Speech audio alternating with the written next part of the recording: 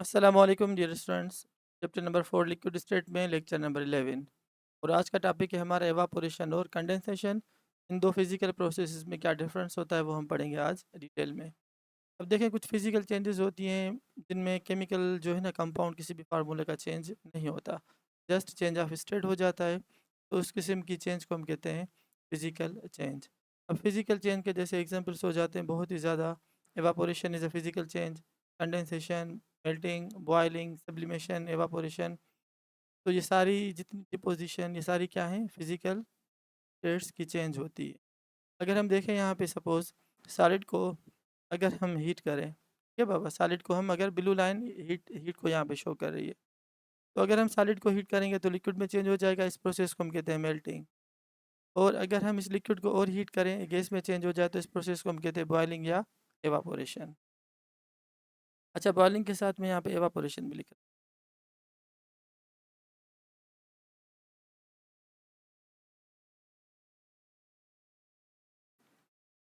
फिर एक अलग वीडियो लेक्चर आप बच्चों के लिए बनाऊंगा, what is the major difference between evaporation and boiling. ठीक है, वो भी हम पढ़ेंगे डिटेल। तो सॉलिड को हीट करो, लिक्विड में चेंज हो जाए, तो उस प्रोसेस को हम कहते हैं मेल्टिंग।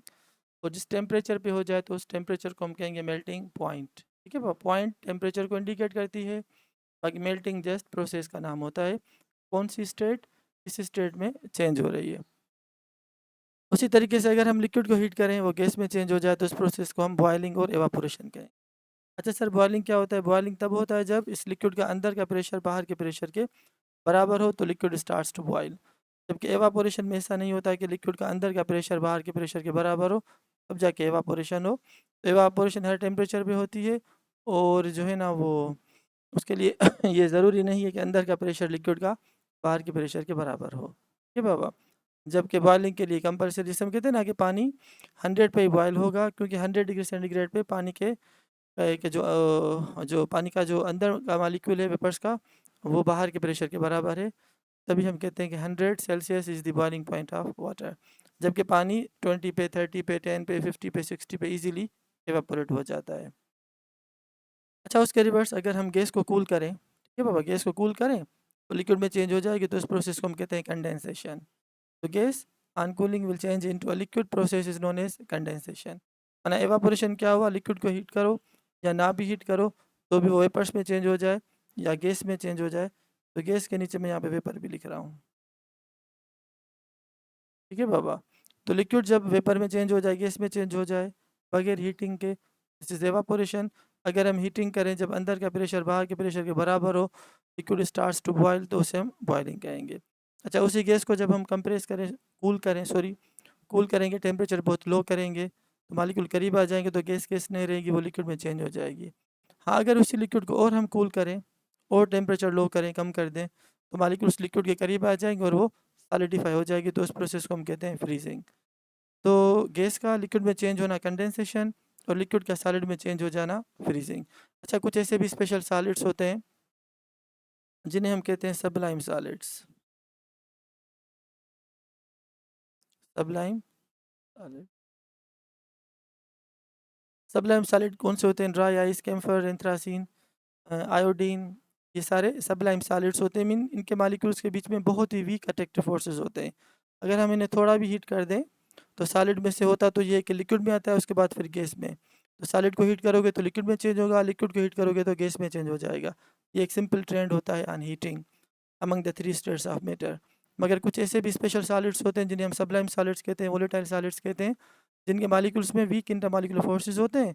अगर हम उन्हें हीट करते हैं तो वो डायरेक्ट सॉलिड में से गैस में चेंज हो जाते हैं, लिक्विड स्टेट में वो चेंज नहीं होते। तो उस प्रोसेस को हम कहते हैं सब्लिमेशन। ठीक है बाबा। तो सबलाइम सॉलिड्स को जब हम हीट करेंगे, अच्छा, इनके एग्जांपल जैसे ड्राई आइस है। ड्राई आइस क्या होता है? Solid CO2। CO2 कौन सी? सॉलिड। या कैम्फर, ये बहुत मशहूर है। एंथ्रासीन हो गया, आयोडीन हो गया। ठीक है बाबा, या आयोडीन भले आप लिख दो, आयोडीन भी सॉलिड फॉर्म में होता है। तो जब आयोडीन या कैम्फर या ड्राई आइस को आप हीट करेंगे, तो डायरेक्ट वो वेपर में चेंज हो जाएगी, लिक्विड में चेंज नहीं होगी।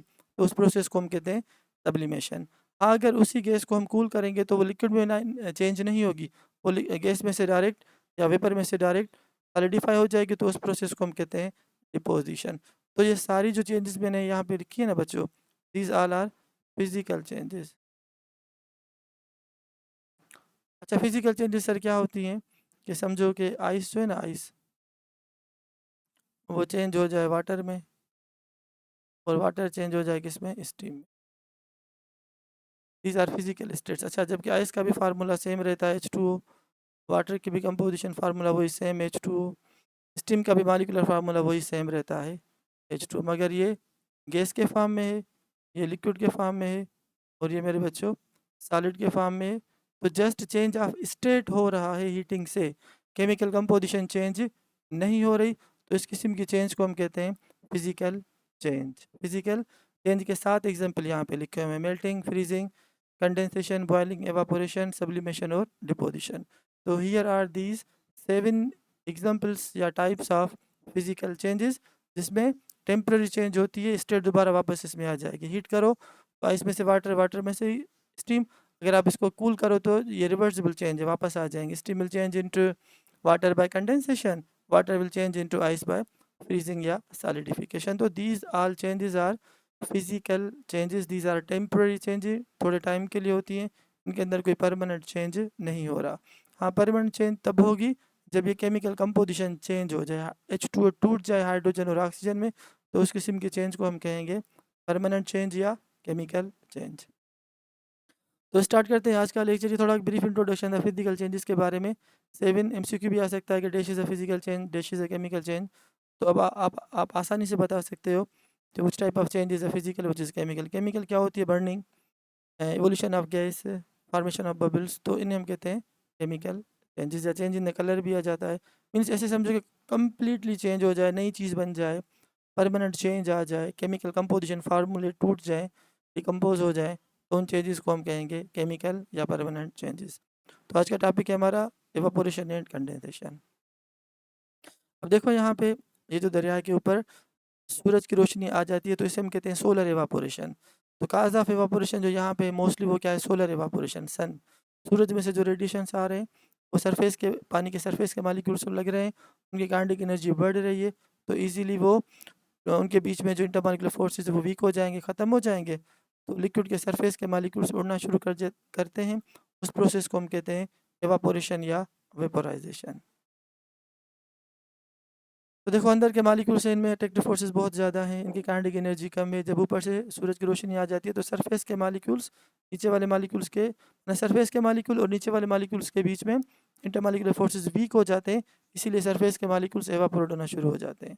तो देखो हाई काइनेटिक एनर्जी मॉलिक्यूल्स ये हैं जो एस्केप होकर बाहर निकल के जा रहे हैं, जबकि इसके अंदर जो मॉलिक्यूल्स हैं उनके पास मीडियम काइनेटिक एनर्जी है। हाँ, जैसे सरफेस के मॉलिक्यूल्स निकल जाएंगे तो मीडियम वाले ऊपर आ जाएंगे, फिर ऊपर आएंगे, तो इस तरीके से एवापोरेशन कंटिन्यूसली चलता रहेगा प्रोसेस। मगर एक बात आप यहाँ पे याद करो, हम इसे नीचे से कोई हीट कुछ नहीं कर रहे, स्पॉन्टेनियसली खुद ब खुद हो रहा है, और इस कंडीशन में इस लिक्विड का अंदर का प्रेशर बाहर के प्रेशर के बराबर नहीं हो रहा। क्लियर बाबा? तो एवापोरेशन टेम्परेचर इंडिपेंडेंट है, हर टेम्परेचर पे ये हो सकती है।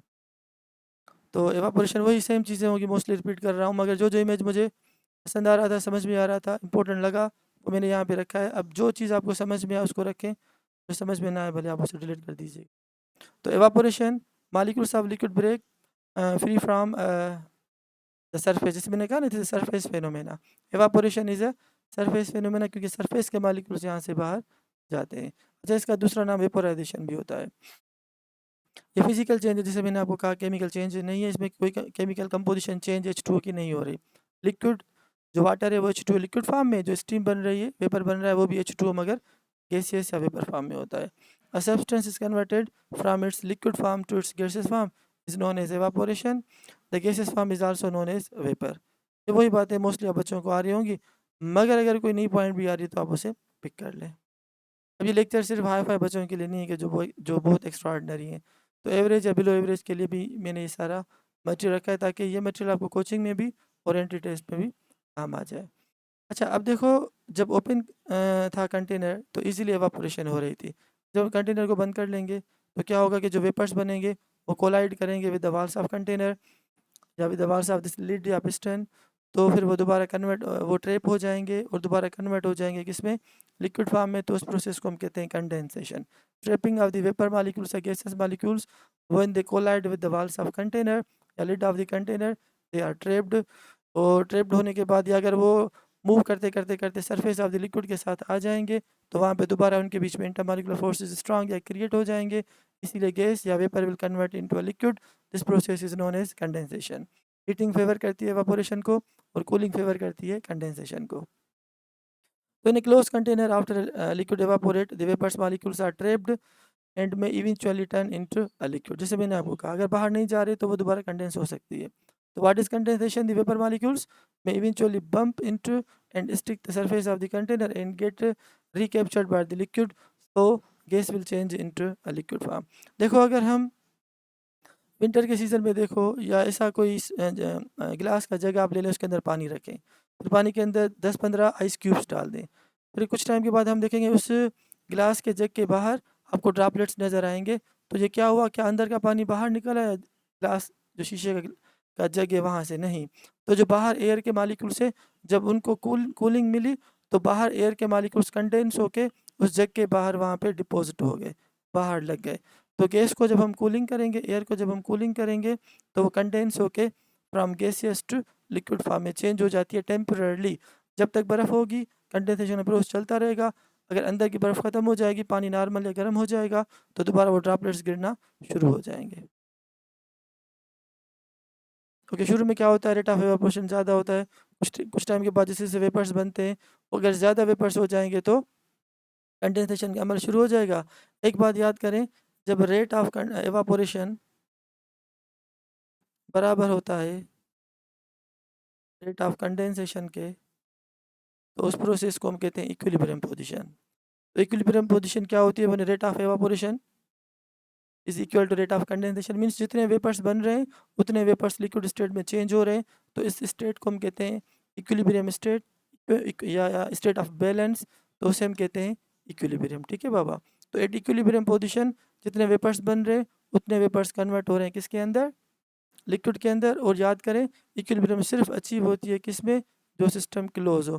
कभी भी ओपन सिस्टम में इक्विलिब्रियम स्टेब्लिश नहीं होती, क्योंकि यहाँ पे ओपन में क्या होगा, सारे मॉलिक्यूल्स निकल जाएंगे, कंडेंसेशन का अमर स्लो या ना होने के बराबर होगा। मीन जैसे समझे कि रेट ऑफ एवापोरेशन ज़्यादा होगा as compare to rate of condensation, मगर इक्विलिब्रियम के लिए शर्त है कि rate of evaporation should be equal to rate of condensation. तो मेरे बच्चों इस स्टेट को हम कहते हैं इक्विलिब्रियम स्टेट, इसे हम कहते हैं इक्विलिब्रियम स्टेट या डायनामिक इक्विलिब्रियम। अच्छा, डायनामिक क्या होता है, जब पार्टिकल्स मूव करें तो उसे हम कहते हैं डायनामिक इक्विलिब्रियम। जैसे कोई बंदा ऊपर से छलांग लगा रहा है किसी एरोप्लेन से, उसके पास पैराशूट है, तो ऑब्जेक्ट मूव कर रहा है, मगर मूविंग ऑब्जेक्ट इक्विलिब्रियम तो आ गए, मगर इफ ऑब्जेक्ट इज मूविंग तो such type of equilibrium is known as dynamic. और हमारे यहाँ केमिस्ट्री में मॉलिक्यूल्स कंटिन्यूसली मूव करते रहते हैं, तो here in the case of chemistry dynamic equilibrium is achieved. तो evaporation and condensation are opposed processes. देखो ना, लिक्विड गैस में चेंज हो रहा है और वेपर या गैस दोबारा लिक्विड में चेंज हो रहा है, तो this both are opposed processes. और दो अपोज्ड प्रोसेसेस के बीच में डायनामिक इक्विलिब्रियम होती है। तो opposed processes that occur at the same rate in the same system is known as dynamic equilibrium। अच्छा, अब यहाँ पे ये evaporation सोलर जो मैंने, अच्छा ये कुछ नोट्स है, पॉइंट्स जो बातें मैंने आपको बताई यहाँ पर, और वो सारी यहाँ पे लिखी हैं, तकरीबन वही होगी जो मैंने आपको बताई। फिर आखिर में क्या होंगे फैक्टर्स, किन किन फैक्टर्स पे evaporation डिपेंड करता है। सो मेरे बच्चों, the process of continuous escaping of surface molecules of a liquid is known as evaporation, या the spontaneous change of liquids into vapors is called evaporation या vaporization। spontaneous खुद ब खुद हो रहा है, हम नहीं करा रहे। अगर हम हेवी टेम्परेचर दें तो वो बॉइलिंग हो सकती है, मगर एवापोरेशन नहीं होगी।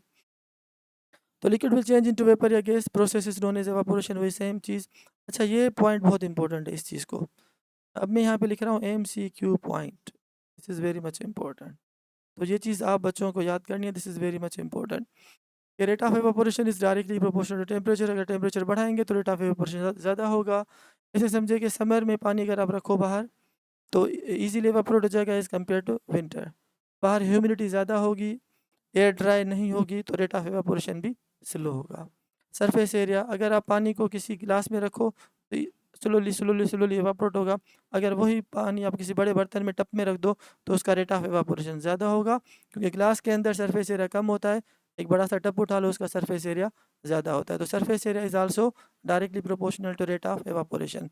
जबकि इंटरमॉलिक्यूलर फोर्सेस, कुछ ऐसे लिक्विड्स होते हैं जैसे नॉन वोलेटाइल लिक्विड्स, उनके मॉलिक्यूल्स में इंटरमॉलिक्यूलर फोर्सेस बहुत ज़्यादा स्ट्रांग होते हैं, इसीलिए वो इजीली एवापोरेट नहीं होते। उनकी बॉइलिंग पॉइंट का वैल्यू कम होता है, इसीलिए उनका रेट ऑफ एवापोरेशन भी कम होता है। मगर कुछ ऐसे लिक्विड्स होते हैं जिन्हें हम कहते हैं वोलेटाइल लिक्विड्स। तो मेरे बच्चों, वोलेटाइल लिक्विड्स क्या होते हैं? ऐसे लिक्विड्स जिनका रेट ऑफ एवापोरेशन ज़्यादा हो, जिनका रेट ऑफ एवापोरेशन ज़्यादा हो, और जो है ना वो उनकी बॉइलिंग पॉइंट का वैल्यू बहुत कम होता है। तो volatile liquids have high rate of evaporation as compare to non volatile liquids. ये आगे कुछ पॉइंट्स लिखिए, मैं आपको बताऊंगा, नोट्स बने हुए हैं। तो pressure has no significant effect on the rate of evaporation. Pressure का इतना ज़्यादा असर नहीं होता, होता है मगर निग्लिजिबल। हाँ, अगर हम प्रेशर बढ़ाएंगे, गैस मालिक्यूल्स करीब आ जाएंगे तो रेट ऑफ एवापोरेशन कुछ कम हो जाएगा, मगर ये निग्लिजिबल या ना होने के बराबर होता है। तो एवापोरेशन इज एंडोथर्मिक। अगर हम टेम्परेचर ज़्यादा देंगे तो रेट ऑफ एवापोरेशन ज़्यादा होगा। इज़ अ फिजिकल प्रोसेस, जैसे मैंने आपको कहा केमिकल कंपोजिशन नहीं हो रही, जस्ट स्टेट चेंज हो रही है from liquid to gas and a cooling process. अब क्या होता है, जब सरफेस के मालिक्यूल्स की काइनेटिक एनर्जी ज़्यादा होती है, वो सरफेस से निकल जाते हैं, तो बकाया जो मालिक्यूल्स है उनकी एनर्जी, काइनेटिक एनर्जी कुछ कम होती है। तो एवरेज काइनेटिक एनर्जी क्या होती है मेरे बच्चों? That is a temperature. तो सरफेस के मालिक्यूल्स अपने साथ वो टेम्परेचर लेके निकल जाते हैं, बकाया जो मालिक्यूल्स हैं उनका टेम्परेचर कुछ कम होता है, इसीलिए एवापोरेशन होने से रिमेनिंग मालिक्यूल्स का टेम्परेचर लो होता है। तो हम कहते हैं कि evaporation is a cooling process. So evaporation is a cooling process because during evaporation escaping of high energy molecules lower the average kinetic energy, से हम temperature कहते हैं, of the remaining molecules which become cool. So evaporation is a cooling process. ये भी एक MCQ है जो entry test के लिहाज से बहुत इंपॉर्टेंट है, ये भी आप वाले याद कर लें। evaporation is a cooling process. अच्छा, one evaporation start high energy molecules leave liquid surface, वही बातें रिपीट हो रही है। Therefore the average kinetic energy of the remaining molecules decreases as a result temperature of liquid falls. तो हम कहते हैं evaporation is a endothermic as well as cooling process. अच्छा, इसका दूसरा एग्जांपल है कि हम अपने हाथ या पाम के ऊपर कोई इथाइल अल्कोहल रख दो, वोलेटाइल लिक्विड, तो जैसे उसे थोड़ी हीटिंग मिलेगी, अल्कोहल ऊपर जाएगा, तो हम कुछ जो है ना, हम पाम पे कुछ कूलिंग महसूस करते हैं। तो जो हीटनेस थी हमारे हाथ की, वो लेके चला गया अल्कोहल, और हमारे हैंड या पाम के जो मालिक्यूल्स हैं उनकी एवरेज काइनेटिक एनर्जी कुछ कम होगी, तो इसलिए हम कुछ ठंडक महसूस करते हैं। तो evaporation is a cooling process. When we pour some ethanol या ethyl alcohol on our palm we feel coolness. This is because volatile liquids जैसे अल्कोहल है rapidly absorb the heat from our hand and evaporate. तो evaporation is a cooling. The effect of evaporation is cooling. अच्छा मेरे बच्चों, और ये भी points हैं। वो ना liquid is enclose in tightly container, तो इसीलिए एवापोरेशन, पहले एवापोरेशन होगी फिर कंडेंसेशन होगी। जब दोनों के रेट बराबर होंगे तो इक्विलिब्रियम अच्छी हो जाती है। इस पॉइंट को भले आप देख लें। अच्छा, यहाँ पे ये हम इसको हीट कर रहे हैं मगर टेम्परेचर 100 तक नहीं है, इस बात को समझे। अगर यहाँ पे टेम्परेचर 100 होता तो अंदर का प्रेशर बाहर के प्रेशर के बराबर होता, तो यहाँ पे एवापोरेशन नहीं, फिर मैं लिखता बॉइलिंग। ठीक है बाबा। तो यहाँ पे मैंने खुद जानबूझ के टेम्परेचर 75 रखा है, लेस देन 100, क्योंकि 100 पे ही पानी बॉयल होता है। लेस देन 100 वो क्या होगा मेरे बच्चों? एवापोरेट होगा। शर्त ये है कि सी लेवल पे हो। ये सी लेवल की बात हो रही है, माउंटेन एरियाज़ की बात नहीं हो रही। क्यों? कि माउंटेन सी लेवल पे पानी की बॉइलिंग पॉइंट 100 होती है। जब हम ऊपर जाते हैं हाइट्स पे तो बाहर का प्रेशर कम होता है, बाहर का प्रेशर कम होने से बॉइलिंग पॉइंट ऑफ लिक्विड वो भी कम हो जाती है। क्यों? एक पॉइंट बहुत इंपॉर्टेंट है जो आगे डिटेल में मैं आपको पढ़ाऊंगा, कि boiling point of a liquid is directly proportional to the atmosphere या आउटसाइड प्रेशर। फिलहाल यहाँ पे हम सी लेवल की बात कर रहे हैं, टेम्परेचर 100 से कम है, तो जस्ट यहाँ पे एवापोरेशन हो रही है। अच्छा, वो जो स्टीम आ रही है, वेपर आ रहा है, उसको हमने यहाँ पे बर्फ़ रखी हुई है, तो कूलिंग क्या करेगी इन्हें, वेपर्स को या गैसेस फॉर्म ऑफ मैटर या पानी को दोबारा कंडेंस कर लेगी। This is evaporation, this is condensation. Heating favours to evaporation, cooling favours to condensation. ये इमेज मैंने इसीलिए रखा था कि आपको बता सकूं कि रेट टेम्परेचर बढ़ाने से रेट ऑफ एवापोरेशन बढ़ता है। तो temperature favours to evaporation, rate of evaporation, while बर्फ लगाना मीन्स कूलिंग या low temperature, cooling favours to condensation. ये बात वही सेम। अगर ओपन सिस्टम है तो सिर्फ एवापोरेशन होगी, रेट ऑफ कंडेंसेशन कम होगा। क्लोज करेंगे तो दोबारा कंडेंसेशन होना शुरू हो जाएगी, फिर आखिर में एक इक्विलिब्रियम स्टेट आ जाती है जहाँ पे रेट ऑफ एवापोरेशन बराबर होता है रेट ऑफ कंडेंसेशन के। अच्छा, ये कुछ फैक्टर्स हैं, बहुत इंपॉर्टेंट पॉइंट्स हैं कि किन फैक्टर्स के ऊपर रेट ऑफ एवापोरेशन डिपेंड करता है। तो नेचर ऑफ द लिक्विड, तो different liquids have different rate of evaporation. याद करें जैसे मैंने आपको कहा, जो वोलेटाइल लिक्विड्स होते हैं उनका रेट ऑफ एवापोरेशन हाई होता है क्योंकि उनकी बॉइलिंग पॉइंट लो होती है, और वो सारे ऑर्गेनिक लिक्विड्स होते हैं मोस्टली, जैसे अल्कोहल हो गया, स्पिरिट हो गया, ईथर, पेट्रोल, एसीटोन, ये इजीली एवापोरेट हो जाते हैं। तो rate of evaporation also depends upon the nature of the liquid. अगर लिक्विड वोलेटाइल है तो हायर रेट ऑफ एवापोरेशन, अगर नॉन वोलेटाइल है, ग्लिसरीन, मोबिल ऑयल, वाटर या मरकरी हो गया, तो ये नॉन वोलेटाइल लिक्विड्स हैं और इनका रेट ऑफ एवापोरेशन कम होता है। क्यों? कि इनकी बॉइलिंग पॉइंट हाई होती है। तो low boiling point liquids like volatile liquids have high rate of evaporation, spirit, ether, alcohol, petrol, acetone evaporates quickly, they have high rate of evaporation. The nature of the liquid also depends upon the rate of evaporation. High boiling point liquids जैसे non volatile होते हैं, have a low rate of evaporation like Mobil oil, glycerine हो गया, mercury हो गया, water हो गया। Water का इनसे कुछ बेहतर है, मगर water as compare to this above liquids is less volatile है, इसीलिए वाटर या ये जो नॉन वोलेटाइल लिक्विड्स है, ये जो है ना मेरे बच्चों स्लोली एवापोरेट होते हैं। और सरफेस एरिया जैसे मैंने आपको बता दिया, पानी पानी गिलास में रखो, ठीक है, 100 ml in a glass, it have a low rate of evaporation. वही 100 ml आप किसी टब में रखो, इजीली एवापोरेट। तो surface area is directly proportional to rate of evaporation, ये चीज़ आपको हेल्प करेगी, डायरेक्ट वाला रिलेशनशिप। तो due to larger surface area, higher number of molecules of the liquid can leave the surface at the same time. Surface, अच्छा अगर कपड़ों को ऐसे आप पानी में डाल के सुखा एक जगह पे रख दो, तो 5-10 घंटे के बाद वो ड्राई होंगे। जब उन्हीं कपड़ों को अगर खोल के हम रखेंगे तो उनका सरफेस एरिया ज़्यादा होगा, ईजिली जो है ना वाटर वहाँ से निकल जाएगा, तो रेट ऑफ एवापोरेशन भी क्या होगा, ज़्यादा होगा। तो surface area is directly proportional to rate of evaporation. Dryness of air, जितनी एयर ज़्यादा ड्राई होगी, टेम्परेचर हाई होगा, टेम्परेचर हाई होने से एयर ड्राई हो जाती है, तो dry air favours to rate of evaporation. तो the dryer the air the lower the humidity, जैसे कराची की एयर में ह्यूमिडिटी ज़्यादा होती है तो वहाँ पे रेट ऑफ एवापोरेशन कम होता है एज़ कम्पेयर टू दादू या इस साइड के जो एरिया है, या सिबी हो गया, जैकमाबाद हो गया, वहाँ पे टेम्परेचर बहुत हाई होता है, सोलर एवापोरेशन ईजीली और क्विकली हो जाती है। तो dry air favours the rate of evaporation means the air is less humid in summer than the during या मानसून। अगर बारिश हो जाती है, मानसून सीजन आ जाए, तो कपड़े 10 घंटे लगते हैं सुखाने में, क्योंकि जो एयर है वो ह्यूमिडिटी ज़्यादा रखती है, ड्राई एयर नहीं होती, इसीलिए रेट ऑफ एवापोरेशन भी कम होता है। So wet clothes dry faster in summer as compare to winter या monsoon season. Atmospheric pressure is inversely proportional to rate of evaporation. जैसे मैंने आपको कहा कि प्रेशर का ज़्यादा कोई असर नहीं होता, मगर अगर हम बहुत ज़्यादा प्रेशर बढ़ाएंगे तो मालिक्यूल कुछ करीब आएंगे, रेट ऑफ एवापोरेशन कम होगा। सिर्फ वाहिद यहाँ पे ये फैक्टर है एटॉमिक एटमॉस्फेरिक प्रेशर, जो जो inversely proportional with the rate of evaporation. Temperature तो मैंने आपको बता दिया, टेम्परेचर बढ़ाने से काइनेटिक एनर्जी बढ़ जाती है, डिस्टेंस कम हो जाता है, इंटरमॉलिक्यूलर फोर्सेस कम हो जाते हैं, डिस्टेंस बढ़ जाता है। डिस्टेंस बढ़ने से सरफेस के मॉलिक्यूल्स इजीली निकल जाएंगे और रेट ऑफ एवापोरेशन हाई होता है। फ्लो ऑफ द एयर, अच्छा सरफेस के मॉलिक्यूल्स के ऊपर अगर एयर आ रही है, फ्लो ब्लो कर रही है, तो सरफेस के मॉलिक्यूल्स को अपने साथ लेके जाएगी, फिर नीचे वाले मॉलिक्यूल्स ऊपर आ जाएंगे, फिर वो भी निकलते जाएंगे। ऐसे बिलो ऑफ द एयर अगर ज़्यादा एयर लगेगी तो रेट ऑफ एवापोरेशन भी बढ़ जाता है। तो flow of the air is also directly proportional to rate of evaporation. बाकी ये सिंपल लैंग्वेज में सारी पॉइंट्स मैंने लिखी है, भले आप बच्चों इनको पढ़ लेना कि कौन कौन से फैक्टर्स है जिन पे रेट ऑफ एवापोरेशन डिपेंड करता है। तो आज का ये लेक्चर था हमारा, what is the main difference between these two physical processes, evaporation and condensation. अब इसके बाद जो नेक्स्ट टॉपिक में पढ़ाऊँगा इन डिटेल में, what is a boiling point. Thank you बाबा, अल्लाह हाफिज़।